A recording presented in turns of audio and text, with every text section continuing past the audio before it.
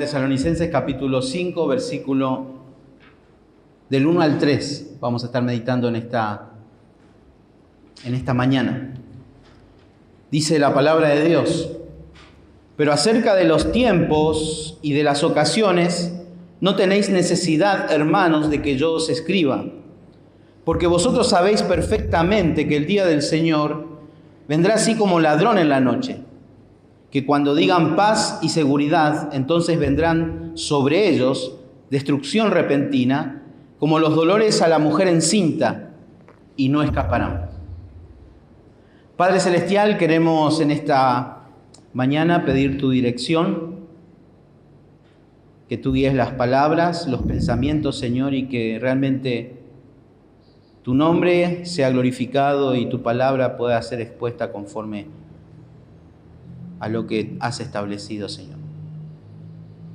Encomendamos así nuestra mente, nuestro corazón en tus manos. En el nombre de Jesús. Amén. Muy bien, en este pasaje el apóstol Pablo le recuerda justamente a los hermanos en Tesalónica que la falta de conocimiento de los tiempos y de las ocasiones del día del Señor no les debe inquietar, sino mantenerlos preparados y fieles. El apóstol Pablo en esta porción de la Escritura es lo que pretende Pablo con respecto a estos hermanos. Les quiere decir que la falta de ese conocimiento de los tiempos y de las ocasiones no les debe inquietar, sino que los debe mantener fieles y preparados para ese evento, para esa ocasión. El domingo pasado hemos concluido una parte donde justamente Pablo quería animarles, consolarles. No solamente quería impartirle doctrina, sino quería alentarlos y animarlos ante estas inquietudes que tenían acerca de los hermanos que habían fallecido. Y esa inquietud les llevó a preguntarse, ¿serán que ellos van a experimentar ese glorioso momento en que vamos a recibir a Cristo en las nubes? Bueno, Pablo les anima, los consuela. Pero aquí en el versículo 1 comienza diciendo: pero acerca de los tiempos y de las ocasiones no tenéis necesidad, hermanos. Nuevamente encontramos lo que dijimos el domingo pasado, cuando Pablo justamente hace esta expresión pero y hermanos, es porque Pablo va a comenzar a introducir otra verdad. Va a comenzar a hablar de otro tema. Y aquí justamente, en su explicación de los acontecimientos finales, como hemos visto la semana pasada, la resurrección de los muertos y el arrebatamiento, hoy el tema es otro. El tema es otro. ¿Por qué decimos? Justamente porque dice: pero acerca de los tiempos y de las ocasiones no tenéis necesidad, hermanos, de que yo os escriba. Parece ser que esto era una regla gramatical que cuando alguien en el pasado, al escribir de esta manera, quería introducir un nuevo tema. Por lo tanto, lo que veremos hoy son dos situaciones, dos eventos distintos. Dos eventos distintos. Y aquí el tema, como dice, es el día del Señor. El día del Señor. Ahora, justamente ahí la frase, cuando dice: pero acerca de los tiempos y de las ocasiones, Pablo se está refiriendo justamente ahí, hablando en un sentido general a los tiempos que podemos encontrar en el libro de Daniel y en el libro también del libro de los Hechos, justamente en el capítulo 1, como habíamos leído. Pero ahí cuando Pablo justamente habla de tiempos y de las ocasiones, los tiempos se refiere justamente al tiempo cronológico. Al tiempo cronológico. Ahí la palabra tiempo es la palabra cronos, de donde viene la palabra cronología. Cronología. Y cuando habla justamente ahí acerca de las ocasiones, está hablando acerca del tiempo de reloj, de calendario. En otras palabras, para que podamos entender, Pablo le está diciendo a ellos, luego de haberles explicado acerca de la resurrección de los muertos y del arrebatamiento, yo les quiero hablar ahora acerca del cómo y cuándo será el día del Señor. El cómo y el cuándo será el día del Señor. Y justamente estos dos términos que sugieren a los tesalonicenses es interesante ver porque estos hermanos tenían mucha curiosidad. La primera curiosidad e intensidad que ellos tenían era qué iba a suceder con nuestros hermanos que fallecieron. ¿Experimentarán el regreso de Cristo? Pero ahora el tema es otro. Ahora no les preocupa a los muertos. Ahora les preocupan ellos, los vivos. Y aquí la pregunta es, y la inquietud de estos hermanos es, nosotros que estamos vivos, ¿pasaremos por el día del Señor? Esa era la inquietud y esa era la pregunta de estos hermanos. Y justamente el hecho que esté en plural los tiempos y las ocasiones, habla justamente de todo un proceso, de todo lo que nosotros conocemos hoy día como el arrebatamiento, el día del juicio, el juicio del gran trono blanco, el tribunal de Cristo, el arrebatamiento, la aparición del anticristo, todos esos eventos.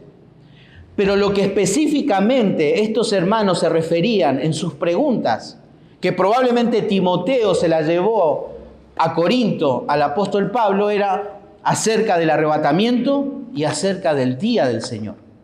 Esos eran sus mayores inquietudes.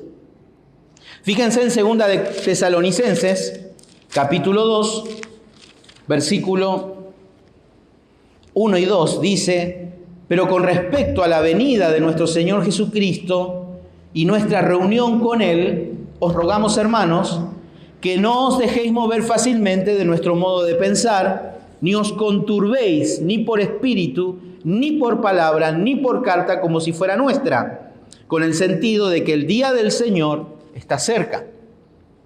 Estos hermanos estaban inquietos. Al principio Timoteo les lleva el informe.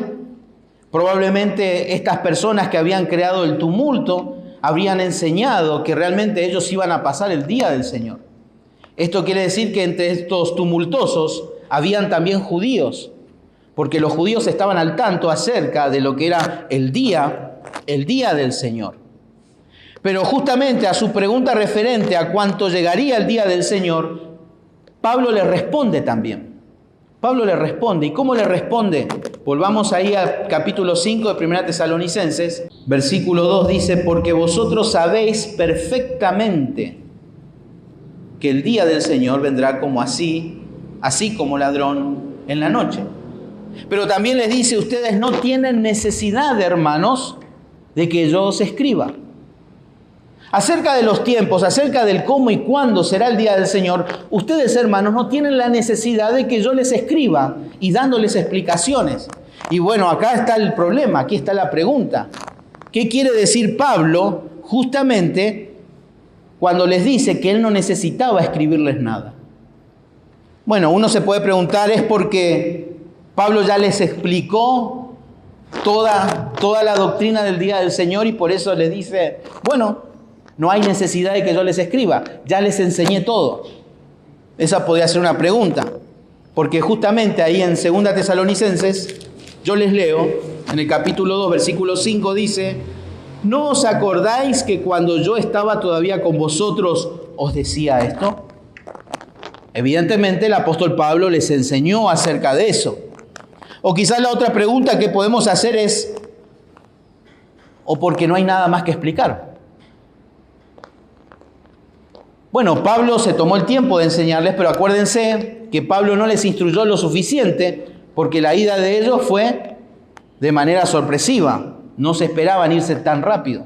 Entonces la instrucción no fue la suficiente.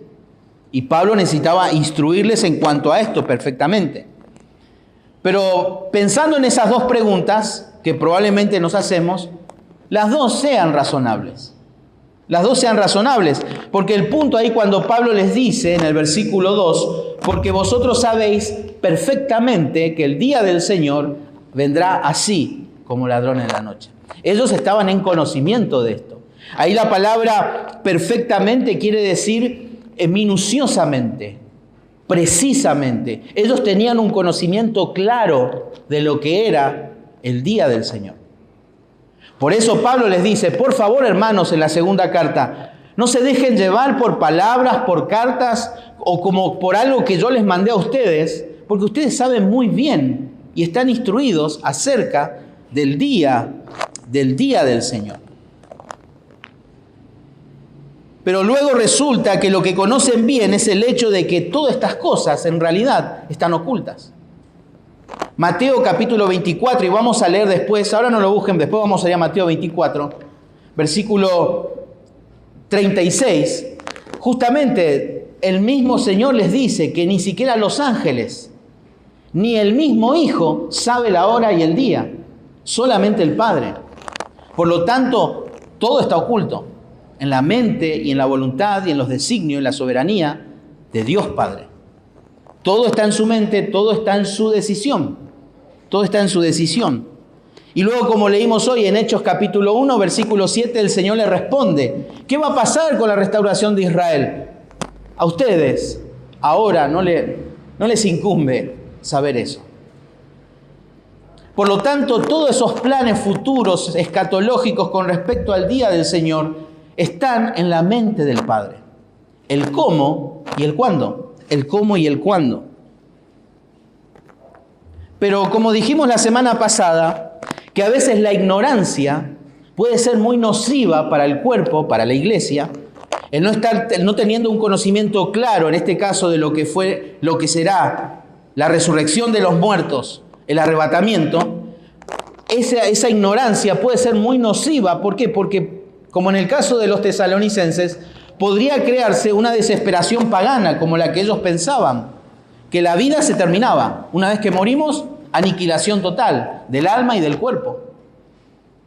Pero Pablo les instruye para animarles, consolarles y decirles que hay sentido después de la muerte. Pero en este caso, parece que se revierte la cuestión. Porque Pablo les dice, en cierto modo, ahora en este pasaje, que la ignorancia es buena y saludable. ¿Cómo es eso, Pablo? Si el no tener una instrucción correcta de lo que va a ser el futuro en cuanto a los muertos y en cuanto a tu venida puede perjudicarnos en nuestra vida espiritual, ¿cómo puedes decir, Pablo, también pensar en esto? De que el no conocer el cómo y el cuándo nos va a hacer bien. Bueno, en este caso sí. Sería bueno no saber el cómo y el cuándo. Porque probablemente muchas de estas personas habrán dicho, bueno, si sabemos cómo y cuándo, entonces hay tiempo para estar preparados. Si nosotros sabemos el año, la fecha, el día y cuándo vendrá el día del Señor, entonces hay tiempo. Sigamos haciendo lo que estamos haciendo y, bueno, unos 6, 7 meses antes que venga el día, nos ponemos las pilas, nos tomamos la pastillita de santidad y adelante con la vida cristiana. Y recibimos al Señor todos felices. Otros estaban tan intensos, tan inquietos por querer saber acerca del futuro, que ya dejaron de trabajar algunos. Entonces no había ese equilibrio. Entonces Pablo con esa intención les escribe. Con esa intención les escribe. Porque esa falta de conocimiento del cómo y cuándo los ayudaría a ellos a estar preparados y estar haciendo lo que tenían que hacer. ¿Y qué era lo que tenían que hacer? Abundar más y más. En amor y en agradar a Dios. Ese era el punto de Pablo en este pasaje. Ese era el punto de Pablo. Y eso es lo que hoy estaremos viendo en esta mañana. Que en cierto modo Pablo le estaba diciendo, a ustedes les conviene no saber el día, ni el cómo y el cuándo. ¿Por qué? Porque los va a mantener alertas, los va a mantener en forma, preparados.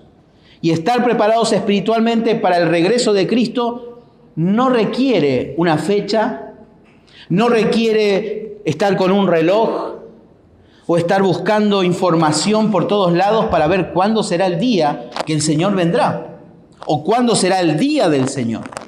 Bueno, Dios ha escogido no revelar el tiempo y los acontecimientos finales de todas estas cosas a los creyentes para que nosotros anhelemos constantemente su regreso y el día del Señor. La razón no es para especular días, fechas. Ese no es el objetivo de esto. Dios, cuando decide no revelar ciertas cosas, no es para la especulación. Acuérdense, el carácter de Pablo al escribir sobre los eventos futuros no es solamente instruir información teológica y doctrina. Lo que Pablo quería hacer en este pasaje, junto con el domingo pasado, es pastoral. Consolarlos, animarlos. Y este es el propósito. Por lo tanto, el propósito del carácter de estos pasajes que vamos a meditar hoy tiene un propósito pastoral. Un propósito pastoral. Y esta doctrina tiene como propósito en nuestras vidas justamente producir la imagen de Cristo en nosotros. Porque a través de estas doctrinas Pablo quería que ellos agraden a Dios. Y agradar a Dios es formar a Cristo en nosotros. Por eso en esta mañana no debemos inquietarnos ni desenfocarnos ante el día del Señor, sino mantenernos preparados y fieles. No debemos inquietarnos ni desenfocarnos ante el día del Señor, sino mantenernos preparados y fieles. Ese es el objetivo de Pablo y para nosotros también en esta mañana. Y este pasaje es muy pertinente a todos estos días que estamos viviendo. Esta pandemia y muchas otras cosas más a lo largo de la historia se ha creado un gran semillero de ideas conspirativas. Y lo triste de todo eso es que el cristiano se emerge en todas esas cosas. Y Pablo en ningún momento habla de eso. Pablo quiere animarlos, quiere instruirlos en esta verdad. Por eso dice, no se inquieten, no se desenfoquen, sino estén preparados. ¿En qué? En agradarle más a Dios. En eso. Y uno se pregunta, bueno, ¿qué nos ayudará a no inquietarnos ni desenfocarnos con respecto al día del Señor? ¿Qué nos va a ayudar? Bueno, para esto debemos considerar 4 verdades con respecto al día del Señor. Al día del Señor. Y en primer lugar, ahí el versículo 2 del capítulo 5 dice, pero acerca de los tiempos y de las ocasiones no tenéis necesidad, hermanos, de que yo os escriba, versículo 2, porque vosotros sabéis perfectamente que el día del Señor vendrá así como ladrón en la noche. La primera verdad que necesitamos comprender para no inquietarnos ante el día del Señor, en primer lugar es la certeza inminente del día del Señor. La certeza inminente. Los tesalonicenses sabían perfectamente que el día del Señor vendría como ladrón en la noche. ¿Eso qué quiere decir? Será repentino, inesperado, inoportuno, perjudicial. Va a ser un golpe terrible para aquellos que no conocen a Cristo. Va a ser un golpe terrible. Perfectamente. Esto quiere decir que estos hermanos sabían con mucha precisión. Los tesalonicenses tenían la certeza de que el día del Señor llegaría inesperadamente. Y para explicar esta inesperada llegada, Pablo utiliza un símil. El símil justamente del ladrón. Pero tenemos que aclarar algo. Que acá el símil de Pablo no es comparar un sujeto, sino, en este caso sería un hecho. Lo que Pablo está comparando es un hecho, no el sujeto. ¿Se entiende, no? Un hecho. ¿Y cuál es el hecho? Que el ladrón viene de noche, de una manera inesperada. Todos sabemos que ningún ladrón anuncia su llegada. ¿Quién de los que están aquí probablemente han experimentado la llegada del dueño de lo ajeno a su casa? Pero algunos han experimentado en la calle un asalto. Yo recuerdo cuando salía del trabajo, un día me agarraron, me acorralaron de una manera inesperada. Nadie avisa. Y aquí justamente está utilizando ese símil. El mismo Señor Jesucristo, no en lo que nosotros conocemos como el Sermón del Monte, sino es conocido para diferenciar el discurso del Monte de los Olivos. En Mateo capítulo 24 justamente va a hablar de este hecho. Y va a utilizar justamente también, hablando de la segunda venida del Señor, del día del Señor, y usa la imagen de un ladrón en la noche. Fíjense en Mateo 24, 43, el Señor explicando justamente todo esto. Dice el versículo 43, pero sabed de esto, que si el padre de familia supiese a qué hora el ladrón habría de venir, velaría y no dejaría minar su casa. ¿Por qué decimos que Pablo en estos versículos va a hablar de otro acontecimiento diferente al que habló en capítulo 4 del 13 al 18? Porque el objetivo de este símil no es solamente explicar lo inesperado del hecho, sino que también que el ladrón venga de noche a la casa de alguien y se lleve lo que es suyo, no produce nada de alegría. Es un hecho triste, es un hecho penoso, es frustrante. Por eso no se puede comparar a este hecho con lo que Pablo habló en capítulo 4, del 13 al 18. Así que por lo tanto son dos hechos totalmente diferentes. Y si fueran el mismo, Pablo sería un pésimo maestro, porque está dando un pésimo ejemplo. Pero el objetivo de Pablo es hablar de otro momento, de otra situación. Y también es interesante porque el símil del ladrón en las Escrituras nunca es usado para hablar acerca del arrebatamiento o el momento glorioso de la resurrección de los muertos y el arrebatamiento de su iglesia. Siempre es con respecto al día del Señor. Fíjense, 3 pasajes, pero vamos a leer 2. Segunda de Pedro, capítulo 3, versículo 10. Que el día del Señor no tiene nada que ver con lo que hemos considerado el domingo pasado. Dice, pero el día del Señor vendrá como ladrón en la noche, dice el apóstol Pablo, en lo cual los cielos pasarán con gran estruendo y los elementos ardientes serán deshechos y la tierra y las obras que en ellas hay serán quemadas. Otro pasaje, Apocalipsis capítulo 16, versículo 15 y 16. Dice, he aquí, yo vengo como ladrón. Bienaventurado el que vela y guarda sus ropas, para que no ande desnudo y vean su vergüenza. Y los reunió en el lugar que en hebreo se llama Armagedón, o el lugar de la decisión, o el valle de Josafat, o el valle de Meguido. Ahí justamente el apóstol Pedro, el apóstol Juan, utilizan el símil del ladrón de la noche referente al día del Señor. Y aquí en los dos pasajes vemos juicio, no vemos bendición. Por lo tanto, el arrebatamiento, la resurrección de los muertos en Cristo, habla de esperanza.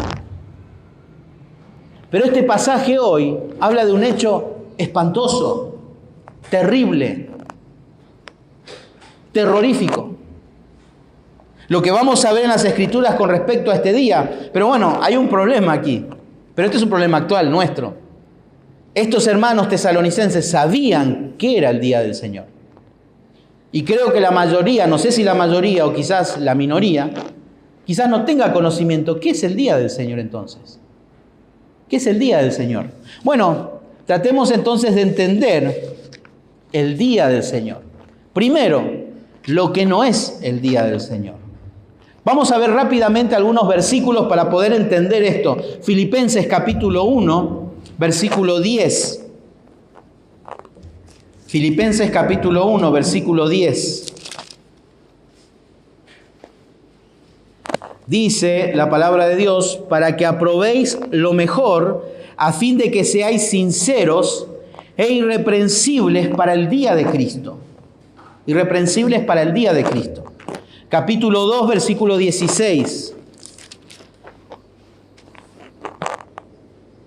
Asidos de la palabra de vida, para que en el día de Cristo yo pueda gloriarme de que no he corrido en vano, ni en vano he trabajado. Filipenses 1:6. Aquí encontramos el día de Cristo. En estos dos versículos encontramos el día de Cristo. En el versículo 6 dice, estando persuadido de esto, que el que comenzó en vosotros la buena obra, la perfeccionará hasta el día de Jesucristo. Aquí encontramos el día de Jesucristo. Primera de Corintios, capítulo 5, versículo 5. El tal sea entregado a Satanás para destrucción de la carne, a fin de que el espíritu sea salvo en el día del Señor Jesús. Aquí encontramos otra designación, el día del Señor Jesús. Ustedes pueden anotar 1 Corintios 1:8, encontramos el día de nuestro Señor Jesucristo. Y uno dice, bueno, ¿a qué se refiere el apóstol Pablo al día de Cristo, al día del Señor Jesucristo, al día de Jesucristo, al día de Cristo? Ahí se está refiriendo a lo que consideramos el tribunal de Cristo, al tribunal de Cristo. Cuando todos los creyentes estemos ante los ojos de aquel que examina todo, donde nuestras obras y nuestras vidas serán examinadas para ver si todo lo que hemos hecho fue genuino para el Señor. Si con todas nuestras obras y nuestra vida dimos gloria a Dios. Y allí serán probadas nuestras obras. Por lo tanto, estos pasajes se refieren al tribunal de Cristo, un evento futuro, que evidentemente va a ser después del arrebatamiento. Pero también en 2 de Pedro, fíjense en 2 de Pedro, capítulo 3, versículo 12, esperándonos y apresurándonos para la venida del día de Dios, el día de Dios, en el cual los cielos encendiéndose serán deshechos y los elementos siendo quemados se fundirán. Ahí se está refiriendo a lo que vemos en Apocalipsis al final de todo. Cielo nuevo, tierra nueva, un nuevo comienzo, no sé. Nuestra mente no puede imaginar porque no dice más nada la Biblia después de eso. Pero va a ser ese momento, el día de Dios, donde todo será destruido para hacer algo nuevo. Ese es el día de Dios. Eso es lo que probablemente cuando ustedes están leyendo y encuentran el día de Dios, el día de Cristo, bueno, todos esos días no son los días del Señor. Ahora, la pregunta es, ¿qué es entonces el día del Señor? Bueno, ahora sí, vamos a ver lo que sí es el día del Señor. El término bíblico, justamente el día del Señor, describe un hecho divino, pero específicamente catastrófico, terrible, espantoso, donde todo el juicio y la ira de Dios caerá. Ese es el día de Dios. ¿Sobre quiénes? Sobre los impíos. Sobre los impíos. Será el tiempo en que Dios derrame toda su furia, toda su justicia, toda su santidad, justamente sobre los malvados. Y de hecho, las escrituras mismas en el libro de Isaías, acompáñenme en Isaías, por favor, y ahora sí vamos a leer muchos pasajes. Isaías capítulo 34, versículo 8,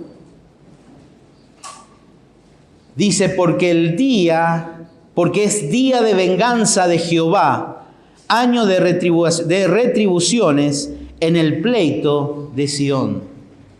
3 veces en el libro de Isaías, en este pasaje, en el capítulo 61, versículo 2, y en el capítulo 63, versículo 4, vamos a encontrar que Isaías llama al día del Señor el día de la venganza de Jehová.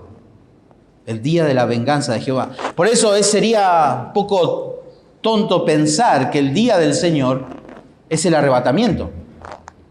Porque ahí no hay ninguna venganza, sino esperanza para el creyente.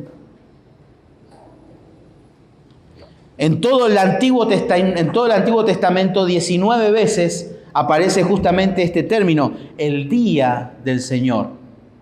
Fíjense en el capítulo 13 de Isaías. Capítulo 13 de Isaías.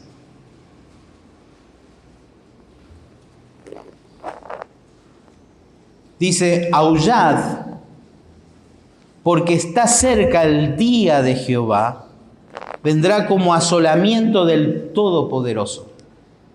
Es el día de Jehová, también puede traducirse el día del Señor. El día de Jehová. Ezequiel, Ezequiel. Libro de Ezequiel. Capítulo 30. Porque cerca está el día de Jehová, día de nublado, día de castigo de las naciones será. Y así otros pasajes en el Antiguo Testamento, como en el libro de Amós, el libro de Joel, habla mucho acerca del día de Jehová. El libro de Abdías, Sofonías, Zacarías, Malaquías, presentan el día de Jehová. Y en el Nuevo Testamento encontramos cuatro pasajes que nos hablan del día del Señor. Segunda Tesalonicenses, capítulo 2, versículo 2. Segunda de Pedro, capítulo 3, versículo 10.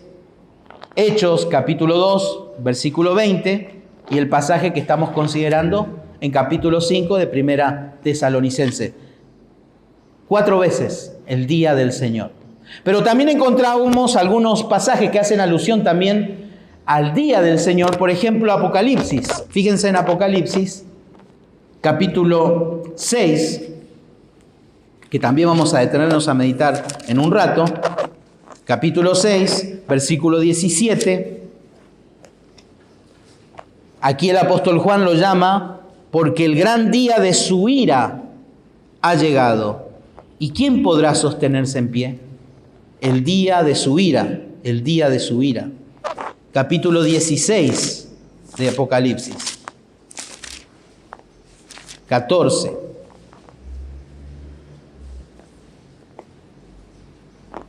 Pues son espíritus de demonios que hacen señales y van a los reyes de la tierra en todo el mundo para reunirlos a la batalla de aquel gran día del Dios Todopoderoso. El gran día del Dios Todopoderoso. Por lo tanto, en las Escrituras nos habla de un evento catastrófico, terrible, espantoso para la humanidad, para toda la humanidad, específicamente los impíos. Los impíos. Ahora, es interesante considerar un poco también acerca del día del Señor en el Antiguo Testamento. Porque el día del Señor, cuando era dado el mensaje por medio de los profetas, tenían dos caracteres. El día del Señor tenía un carácter histórico y un carácter profético. Tenía un carácter histórico y un carácter profético. Volvamos a Isaías y vamos a ver un ejemplo en el capítulo 13. En el versículo 6 decía: aullad porque cerca está el día de Jehová. Vendrá como asolamiento del Todopoderoso. Versículo 7. Por tanto, toda mano se debilitará y desfallecerá todo corazón de hombre, y se llenará de terror, angustias y dolores se apoderarán de ellos. Tendrán dolores como mujer de parto. Se asombrará cada uno al mirar a su compañero, sus rostros, rostros de llama. Versículo 9 dice: he aquí el día de Jehová viene, terrible, y de indignación y ardor de ira, para convertir la tierra en soledad y raer de ella a sus pecadores. Y luego continúa todo el evento profético. ¿Por qué decimos un evento histórico y un evento profético? Porque todo mensaje de aquellos días de los profetas, el evento histórico tenía que ver con un juicio específico en ese momento. Por ejemplo, en este caso era sobre el pueblo de Israel, el pueblo de Judá, y que iba a mandar a un pueblo para que llegue ese juicio de Dios. Pero ese juicio también tenía un evento futuro, porque lo que encontramos en el versículo 6 es el momento histórico para el pueblo de Dios. Pero en el versículo 9 encontramos el evento profético, futuro. El evento futuro. Por lo tanto, un evento histórico anticipaba el evento, podemos decir, escatológico, futuro, de aquel entonces. Y Dios solía utilizar justamente estas circunstancias providenciales, donde Dios a veces tenía que castigar severamente a su propio pueblo o a alguna otra de las naciones. Y ese era el día del Señor. Por ejemplo, cuando vemos el nacimiento, cuando es profetizado allí en Isaías, fíjense también Isaías capítulo 7, versículo 14, dice: por tanto el Señor mismo os dará señal. He aquí que la Virgen concebirá y dará a luz un hijo y dará su nombre Emmanuel. Pero si miramos detenidamente todo el capítulo, en este caso capítulo 7 de Isaías, vamos a encontrar también que está hablando acerca del nacimiento del hijo de Isaías, que iba a ser una señal. Pero es evidente que en el versículo 14, la madre del hijo de Isaías no era virgen. Entonces, ahí se puede ver justamente un hecho histórico, pero a la vez un hecho profético. Entonces, el día del Señor en las Escrituras, en el Antiguo Testamento, siempre tenía primeramente un hecho histórico y luego se ampliaba en un hecho profético, que tiene que ver justamente con lo que Pablo menciona. Si ustedes se fijan en el libro de Joel, justamente habla de eso. Hay un hecho histórico, pero también un hecho profético. Constantemente. El día del Señor estaba cerca porque Dios estaba a punto de actuar y el acontecimiento histórico era en sentido real un preludio de lo que sería un hecho justamente escatológico. Los pasajes del Antiguo Testamento relativos al día del Señor suelen llevar a un sentido de inminencia, de cercanía. ¿Vieron cómo habíamos leído? Cerca está el día del Señor. Porque es inminente, está cercano, debe crear una expectativa de eso. Y es interesante porque nuestro pasaje de 1 Tesalonicenses, capítulo 5, volvamos al pasaje, dice el versículo 2, que el día del Señor vendrá como ladrón en la noche. En el texto original, justamente, en nuestro idioma, aquí castellano, aparece en tiempo futuro. Pero en el original está en tiempo presente. En tiempo presente. Está diciendo, porque vosotros sabéis que el día del Señor viene. Ha venido. Viene. Está ahí, como creando una expectativa constante de que el Señor viene, así como ladrón en la noche. ¿Por qué está en presente? ¿Por qué Pablo escribió en presente y no en futuro? ¿Por qué ese juicio ya se dictaminó? Dios ya estableció un día en su soberanía, castigar con toda su furia a los impíos. Por lo tanto, es expectante, es en cualquier momento, porque el veredicto ya salió, ya se promulgó. Y solamente en la decisión de Dios es cuando el Padre le diga al Hijo: anda por mi pueblo, búscalos, hasta que ponga por estrado de tus pies, dice. Ese va a ser el momento. Por eso los hermanos tesalonicenses tenían la certeza inminente del día del Señor. Era una verdad conocida por ellos y es de un momento inminente, en cualquier momento.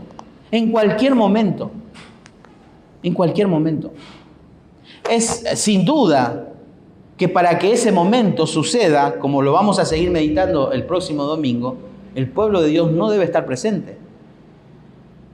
Porque el reencuentro con los seres queridos y el arrebatamiento brinda esperanza. El día del Señor brinda espanto, terror. Pero es interesante porque el versículo, el pasaje de hoy continúa y sigue diciendo que cuando digan paz y seguridad,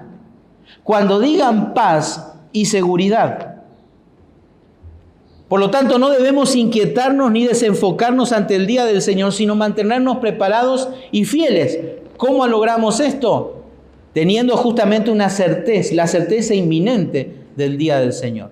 En segundo lugar, tenemos que considerar aquí justamente un comentario ilógico del día del Señor. Un comentario ilógico. ¿Cómo un comentario ilógico? Bueno, acá dice, cuando digan paz y seguridad, se viene el mundo abajo. Es ilógico este comentario, pensar de que va a haber paz y seguridad. Parece que la explicación sería algo ridícula, absurda, con todo lo que se viene. Paz y seguridad. Bueno, la única explicación que hay justamente para una respuesta tan absurda como esta, o este comentario tan absurdo, tan ilógico, es saber que muchas de las personas que quedarán en ese momento serán engañadas por los falsos maestros. Fíjense en Mateo capítulo 24, versículo 5.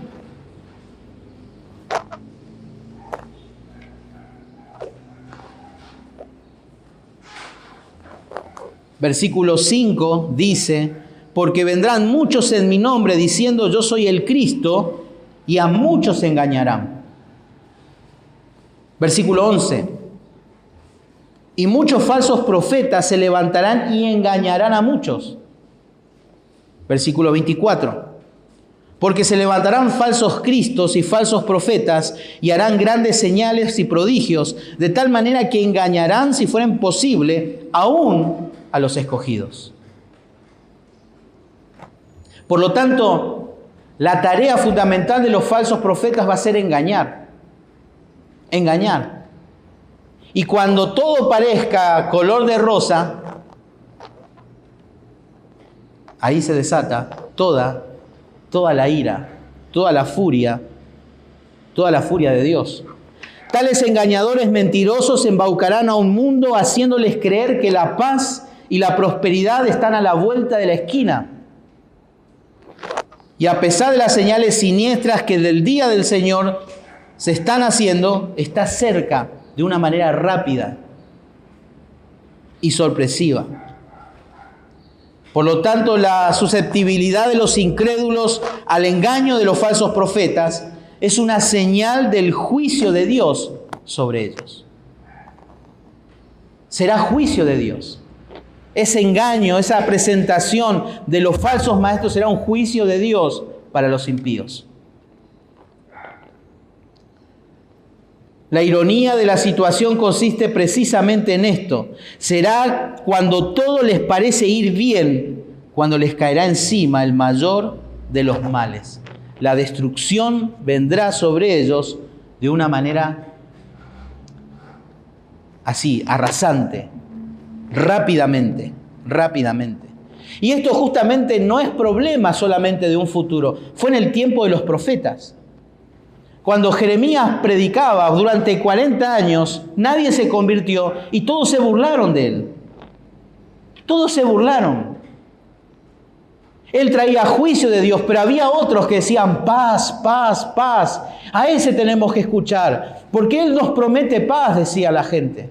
Todos los falsos profetas. Y era desde el Antiguo Testamento al día de hoy, la misma cosa.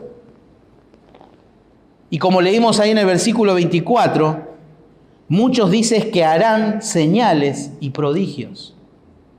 La gente quedará encantada con las artimañas del enemigo a través de los falsos maestros. Engañados totalmente.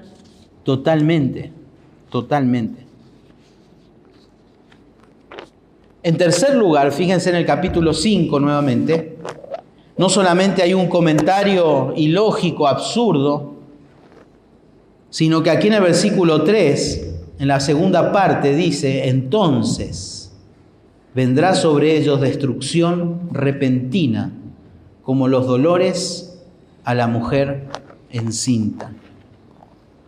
Y aquí podemos ver la calamidad inimaginable en el día del Señor. Aún lo que se describe en las Escrituras, creo que ninguna película de ciencia ficción, con toda la tecnología que puede haber hoy día, va a poder transmitir todo el juicio y la furia de Dios. Ni todas esas películas de catástrofe que hoy día hay, la falla de San Andrés, 2012 y todas esas cuestiones, no se va a comparar. Es inimaginable lo que va a suceder. Porque va a ser toda la ira, toda la furia, no de una persona, común y corriente como nosotros que se puede enojar, sino toda la ira, la furia del Dios Todopoderoso. Momento espantoso, terrible. El texto original dice, entonces repentina le sobrevendrá la destrucción, haciendo énfasis en lo sorpresivo que va a ser todo. Va a ser muy sorpresivo, muy sorpresivo.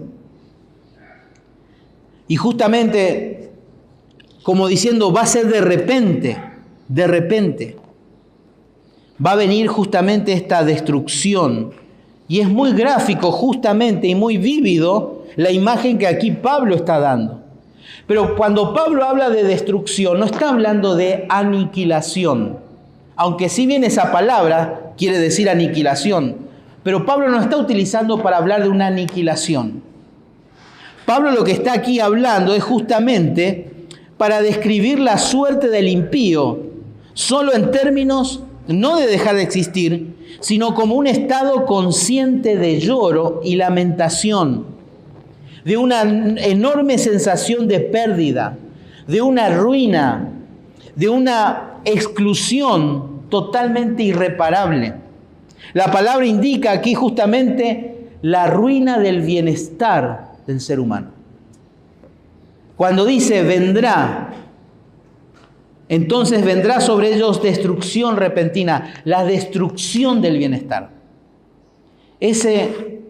Esa paz, como dice ahí, esa paz y seguridad se viene abajo. Se viene abajo. Se viene abajo. Y aquí justamente Pablo va a utilizar otro símil. Va a usar el símil ¿de quién? De la mujer encinta, de la mujer que está por parir. Y ahí justamente Pablo nuevamente para hablar de ¿qué? De un momento doloroso. Toda mujer que tuvo parto natural, lo doloroso, lo inesperado. Nadie se puede escapar de ese momento. Ninguna madre que está diagnosticada a tener directamente parto natural, un parto, no puede escapar de ese momento. No puede decir, no, ¿por qué no hacemos mañana nomás? No, tiene que ser ese momento. Y eso Pablo justamente utiliza para describir. Por eso concluye el versículo 3 diciendo, no escaparán. Por lo tanto, aquí Pablo va a hablar de la calamidad inimaginable del día del Señor. Bueno, y uno se pregunta en qué van a consistir todos estos sucesos catastróficos. Bueno, las Escrituras justamente nos habla de ciertos, podemos decir de ciertos heraldos que van a ir anunciando, o eventos que pueden anunciar como señal de que el día del Señor está cerca. ¿Cuáles son? Bueno, el Señor mismo, en las Escrituras, Dios y el Espíritu Santo a través de las Escrituras los ha hecho. Por ejemplo, en Malaquías capítulo 4 encontramos a un personaje similar a Elías, que aparecerá antes de ese día. Algunos dicen que fue Juan el Bautista. Bueno, ahí justamente está el hecho histórico con Juan el Bautista. Pero hay un hecho profético, que algunos piensan que son uno de los dos testigos, pero son especulaciones. Después tenemos otra segunda señal, una revelación mundial. Segunda Tesalonicenses capítulo 2, fíjense, versículo 3. Nadie os engañe en ninguna manera, porque vendrá sin que antes venga la apostasía. Y esta apostasía no es solamente a nivel mundial. No está hablando solamente de una religión falsa. Pablo habla seriamente en 1 Timoteo sobre días peligrosos y habla de la apostasía en la iglesia. A veces nos preocupamos tanto por la religión falsa y que el Vaticano y todo eso, pero nos olvidamos de la apostasía dentro de la iglesia. Por eso Pablo los quiere enfocar. No se desenfoquen con todas esas cosas, porque en la iglesia también va a haber apostasía. Por lo tanto, no podemos desenfocarnos. El día del Señor viene, tenemos que estar preparados. Otra señal, la aparición del anticristo y la presentación de la imagen, la abominación presentada ahí en el tabernáculo, lo que hará el anticristo. profanando el lugar santo. Otra señal del día del Señor va a ser cuando las naciones se reúnan en el valle de Meguido, en el valle de la decisión, y lo que se conoce como la batalla o las campañas de Armagedón, donde todos contra el pueblo de Dios, y ahí Cristo descenderá y habrá una aniquilación espantosa. Y otra quinta señal, justamente los hechos, podríamos decir, que tienen que ver con el cosmos, el sol, las estrellas, eventos que van a ser repentinos, van a ser muy rápidos. Todo eso son señales del día del Señor, del día del Señor. Pero aún como dijimos en Mateo capítulo 24 y también Apocalipsis capítulo 6, encontramos en capítulo 24 justamente los discípulos le dijeron, ¿cuándo va a ser el día que vengas? ¿Cuándo será ese día? Recién en el versículo 36 creo que el Señor les dice, ustedes no tienen que saber eso, del cuándo. Pero sí el Señor les da algunas señales para tener en cuenta. Fíjense en el versículo del capítulo 24, versículo 5. Dice, porque vendrán muchos en mi nombre diciendo yo soy el Cristo, y a muchos se engañarán. Va a haber una gran propagación de falsos maestros. Muchísimo.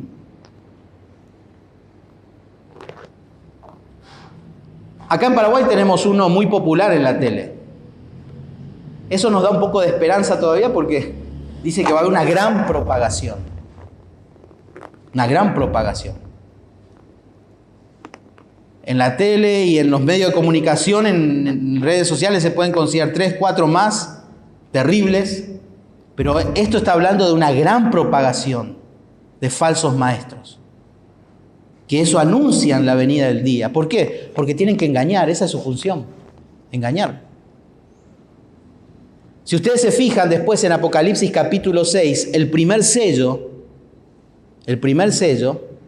tiene que ver justamente con la aparición del anticristo. Y justamente en ese momento se va a suceder todas estas cuestiones. Luego en el versículo 6 del capítulo 24 dice, y oiréis de guerras y rumores de guerras, mirad que no os turbéis, porque es necesario que todo esto acontezca, pero aún no es el fin, porque se levantará nación contra nación y reino contra reino, y habrá pestes, hambres y terremotos en diferentes lugares. En Apocalipsis capítulo 6, versículo 3 y 4 habla del segundo sello, y habla justamente ahí de guerras devastadoras. Y esto está muy asociado justamente con esta señal que el Señor da. Todo esto va a acontecer ¿cuándo? En ese periodo cuando ya la iglesia no esté. Cuando nosotros no estemos. Cuando nosotros no estemos. Hoy nos asustamos mucho del coronavirus y de todas estas cuestiones. Estamos todavía acá. Estamos acá todavía. Estamos acá. Tercera señal, versículo 7. Porque se levantará nación contra nación y reino contra reino. Habrá pestes, hambres. Ahí va a estar también hablando de desastres naturales asociados con el hambre. Por ejemplo, sequías y todas esas cosas. El tercer sello tiene que ver justamente con eso. Hambre.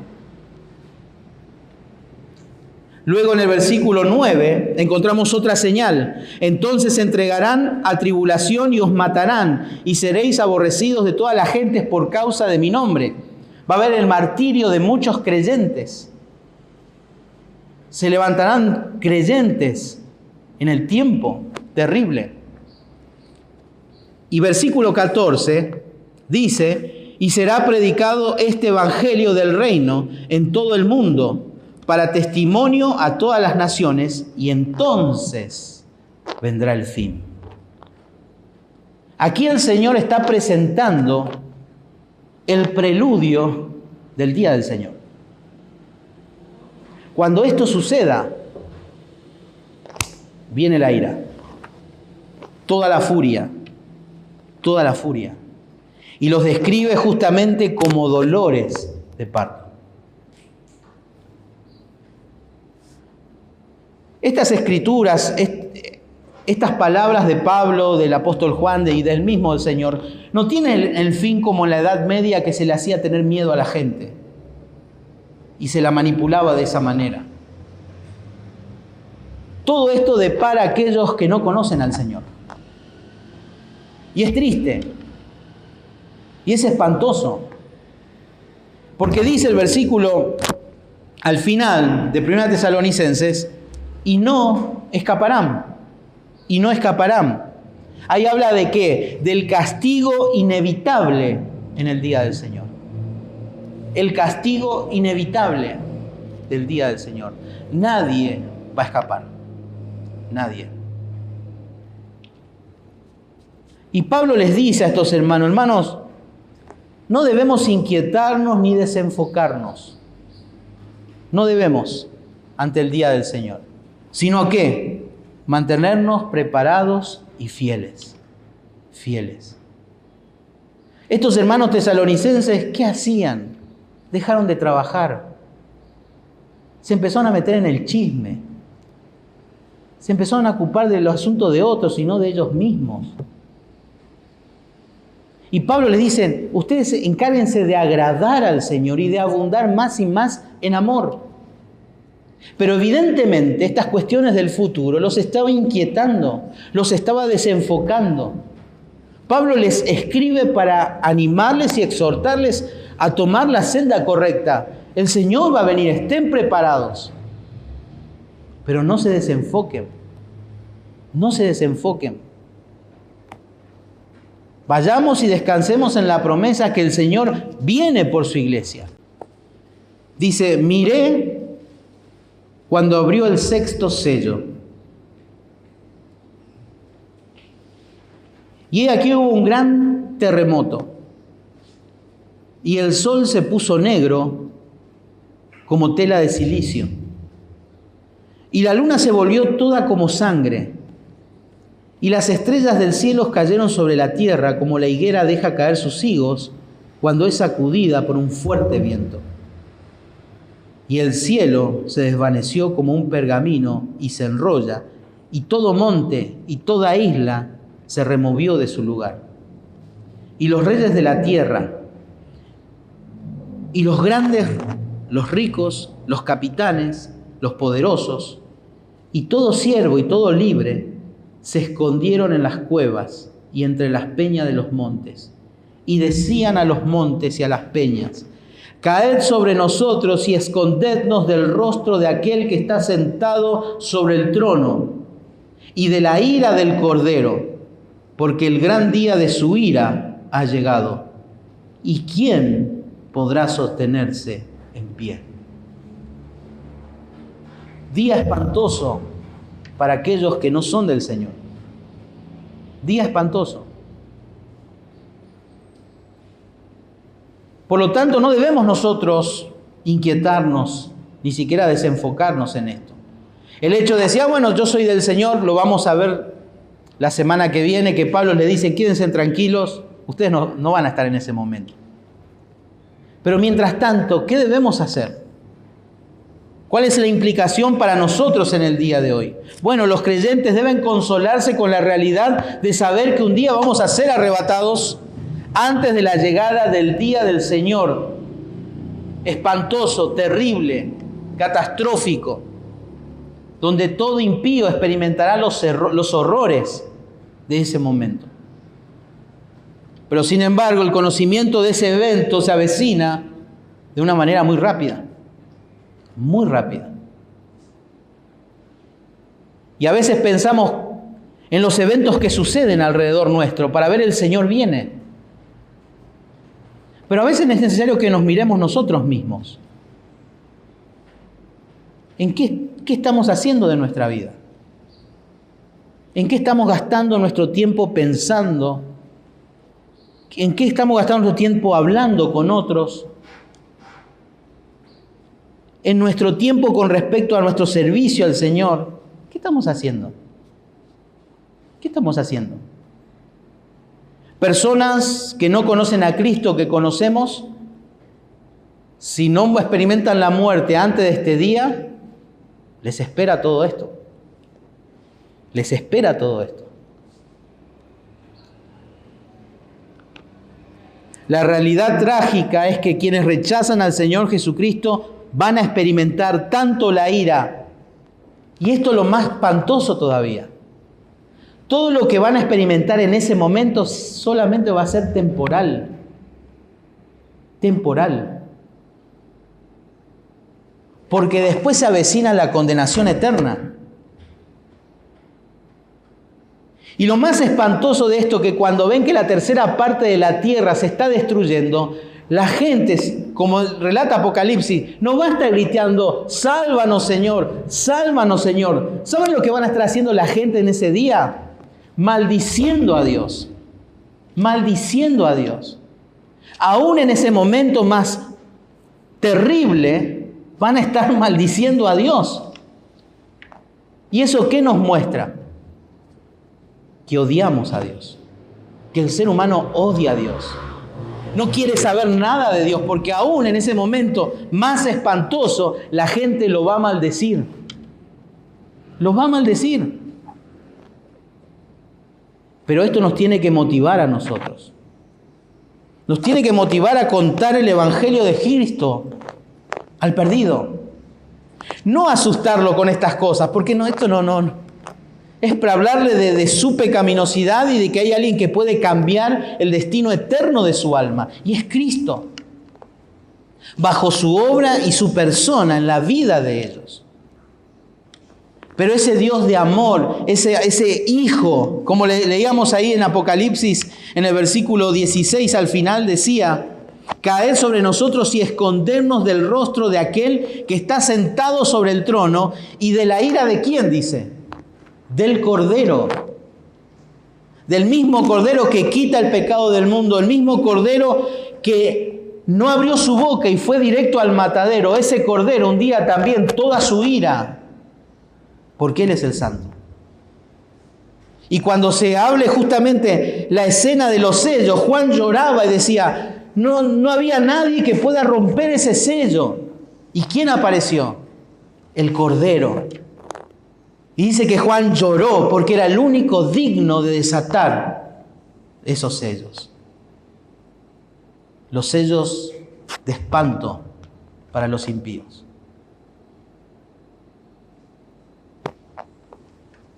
No busquen información en internet, no pierdan el tiempo. Vayan a las Escrituras, está todo ahí. No se escapa ni un detalle. No tenga miedo a la marca, nosotros no vamos a estar. No tenga miedo. No tenga miedo a las pestes. De algo vamos a morirnos también, ¿no? Pero sí busque la palabra de Dios, la instrucción, lo que Pablo quiere hacer. Consolarnos, animarnos. Que toda esta situación nos haga ver más a un Dios soberano, que tiene el control de todas las cosas. Dios no juega a las escondidas. Pero hay cosas que son secretas y que solamente están en las mentes de Él. Y aún en la eternidad probablemente ni las conozcamos. Pero como Pablo nos alienta es a no desenfocarnos, a no inquietarnos, pero sí a prepararnos y ser fieles. Y ser fieles. En comunicar el Evangelio, en agradarle más y más al Señor y amarnos unos a otros. Es la instrucción del Señor para nosotros como iglesia ante el inminente regreso de Cristo por su iglesia y el regreso inminente para traer todo el juicio a los impíos. Y es momento para que usted piense en su destino eterno. Si hoy el Señor viene, como dice la vieja canción, me voy con Él, o si Cristo viene, me tengo que lamentar, porque ya no va a haber escapatoria. Oramos al Señor.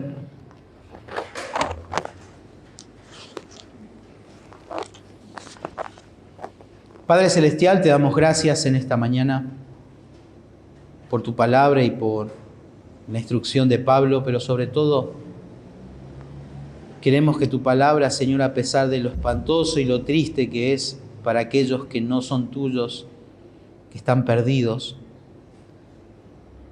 Primeramente nos anime a nosotros a cumplir nuestra función ante el perdido de ser luz, llevar el glorioso evangelio al perdido.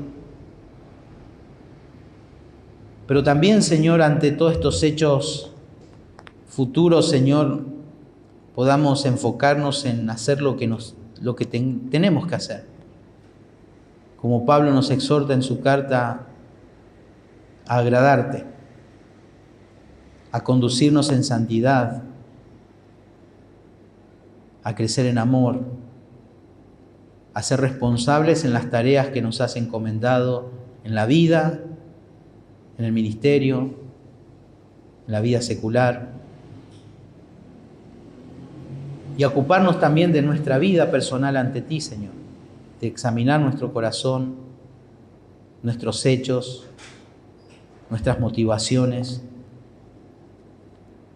para que en el día de Cristo tus ojos, Señor, como llama de fuego, puedan examinarnos y ver un siervo que realmente se agrada de ti. Pero también, Padre, queremos pedirte por familiares que aún no te conocen, vecinos y conocidos que aún no te conocen, que esta realidad de toda la ira y toda la furia tuya derramada un día sobre ellos, también a nosotros nos haga mover para anunciarles las buenas nuevas, de que tú eres el Señor, que tú eres el Salvador. Te pido por cada uno de nosotros, Señor, en esta mañana. En el nombre de Jesús.